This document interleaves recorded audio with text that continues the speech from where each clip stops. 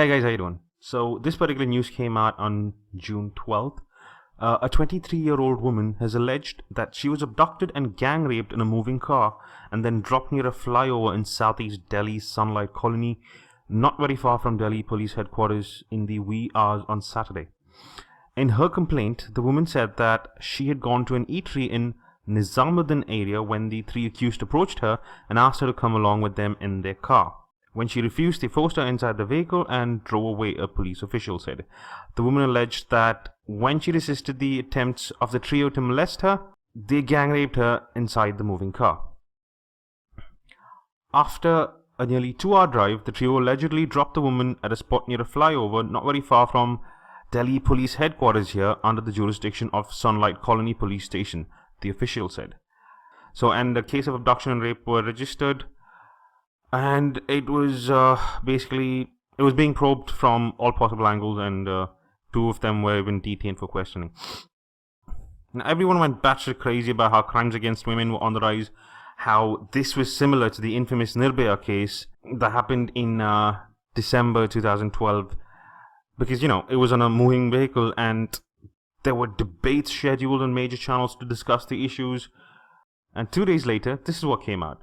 Police arrested a 25-year-old woman and her boyfriend for allegedly extorting rupees 10 lakh from 3 persons by implicating them in a rape case registered last week in southeast Delhi's Sunlight Colony area. A woman and her 24-year-old boyfriend, both living in East Delhi's Jagatpur area, had negotiated a deal of rupees 10 lakh with the accused in the rape case, promising to withdraw the same on receiving the money, a senior police official said.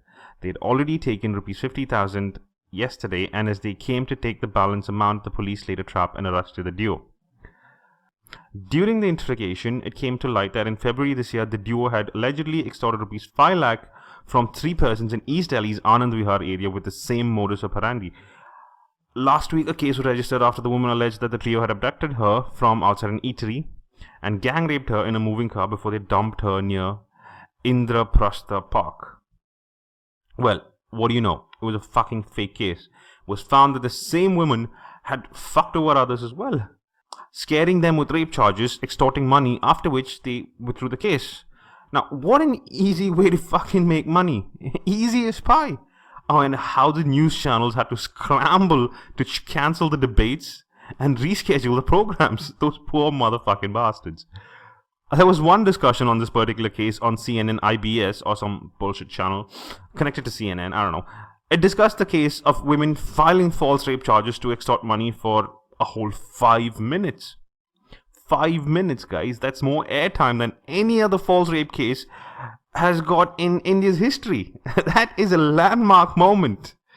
I kid, of course, because, it's not going to change shit.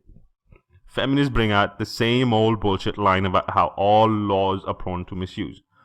I roll my eyes so hard my pupils have gone to the back of my head. See, the thing is, it's not like the other laws. Rape laws and laws to protect women are different. Men are arrested even before an investigation has taken place. Their names are splashed on the newspapers. They are forever termed a rapist or a pervert even if they are found innocent in court. And of course, the trial goes on for years on end.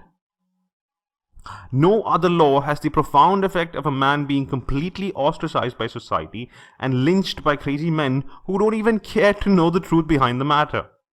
For a murderer to be arrested and presented in court, the police need evidence. For a rapist to be arrested and presented in court, all they need is a verbal complaint, and a woman's word is gospel.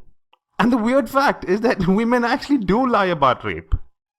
And the icing on the cake is that these women get little to no punishment for doing so.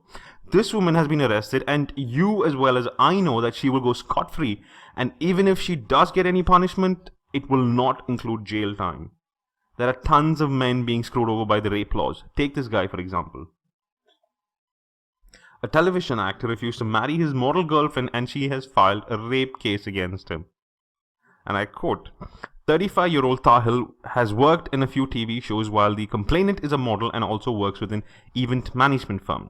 She moved to Mumbai from Madhya Pradesh in 2011 and met Tahil at the ISKCON temple in Juhu. They kept meeting each other at parties and fell in love within months. In March 2013, Tahil allegedly told her he loved her and persuaded her to go home with him, after which they had sex. In March 2013, he raped me and told me he loved only me and wanted to marry me.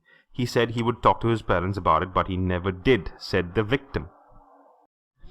From what she says, it seems like they had sex first, and he then told her he would marry her. That does not come under the so-called rape under pretext of marriage. It is only considered rape if the woman gave consent after he said he would marry her. Now, that does not seem like the case here from what she said. I, of course, hate this part of the law, as I've stated several times before, but what the hell? I'll repeat what she said again. In March 2013, he raped me and he told me he loved only me and wanted to marry me. By rape, she means obviously consensual sex. Considering the fact that a woman's word is taken as evidence in court, here's clear-cut evidence that they had sex first. Case fucking closed. And yet another incident was described by a girl on Facebook. She describes how her cousin was almost screwed over by one such woman. And I quote the Facebook post. Last week, a cousin of mine faced this scary situation. He was spending time with his family post-dinner when around 11:30, one of the kids told him that he saw a shadow outside. My brother peeked out and saw someone hiding in his courtyard and picked up a cricket bat to head out. He found a girl 18 to 19 years old hiding there. When summoned and screamed at, she said she lost her dupatta that flew inside his house. The neighbors came out due to the noise, and one of the neighbors said that he had chucked out the same girl out of his house 5 minutes ago, where she said she was running away from street dogs and entered the house premises for protection. My brother immediately called the police and informed about the situation.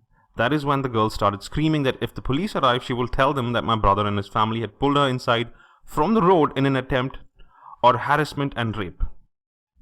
She removed all her clothes, dumped them on the ground, and stood there because she knew she could not run away with, around 20 people around her. Naturally scared of a false police case with no evidence to prove his innocence, my brother panicked and called the police the second time, telling them that she was creating such a scene. The police still did not take any action, let alone arriving at the spot.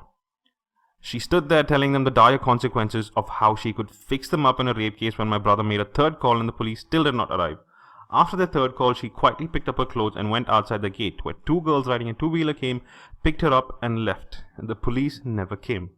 Now, to be honest, I believe it's actually a good thing that the police never arrived. Because if they did, the family would have been in a lot of shit.